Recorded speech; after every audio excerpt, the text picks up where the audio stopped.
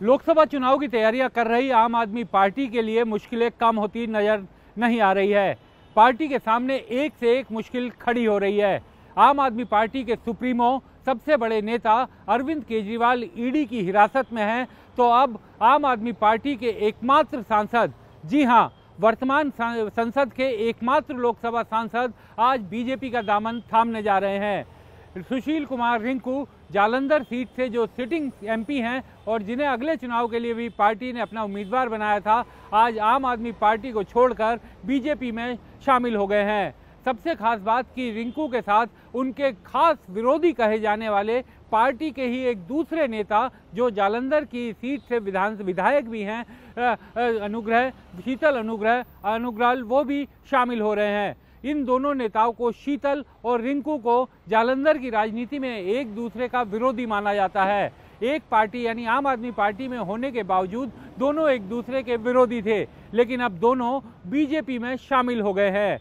जाहिर बात है कि बीजेपी को इन नेताओं के आने से पार्टी को ताकत मिलेगी और हो सकता है कि इनमें से किसी को जालंधर की सीट से बीजेपी अपना उम्मीदवार भी बना दे। वैसे अगर हम इस मामले में थोड़ा पीछे जाएं तो जालंधर के उपचुनाव में रिंकू ने शानदार जीत हासिल की थी। इससे पहले वो कांग्रेस में थे।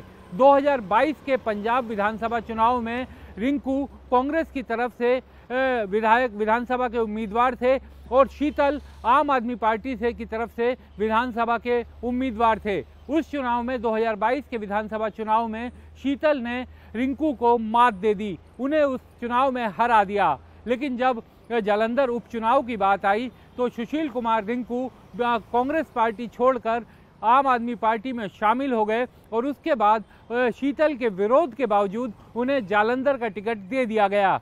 उस समय भी कहा गया था कि शीतल रिंकू के आने से खुश नहीं है, लेकिन उपचुनाव हुआ, उपचुनाव में रिंकू को जीत हासिल हुई। लेकिन उपचुनाव के नतीजों में भी एक खास बात यह थी कि शीतल की जो विधानसभा थी जालंधर की वहां पर रिंकू पिछड़ गए थे अपने करीबी उम्मीदवार से।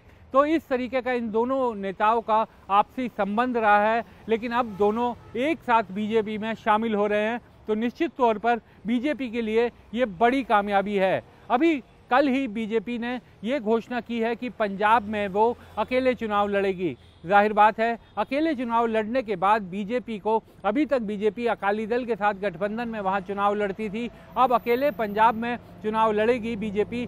13 सीटें हैं, 13 सीटों पर अभी तक बीजेपी, क्योंकि संगठन की राजनीति करती थी, गठबंधन की राजनीति करती थी, तो कई जगह वो अकाली दल पर निर्भर रहती थी। लेकिन अब चूंकि पार्टी ने अकेले लड़ने का फैसला किया है, तो उसके बाद कल कांग्रेस के सांसद रवनीत बिट्टू आए। बिट्टू को भी कहा जा रहा है कि लुधियाना से बीजेपी टिकट दे सकती है। इसके अलावा कैप्टन अमरिंदर सिंह की पत्नी अभी कुछ ही दिन पहले शामिल हुई थी।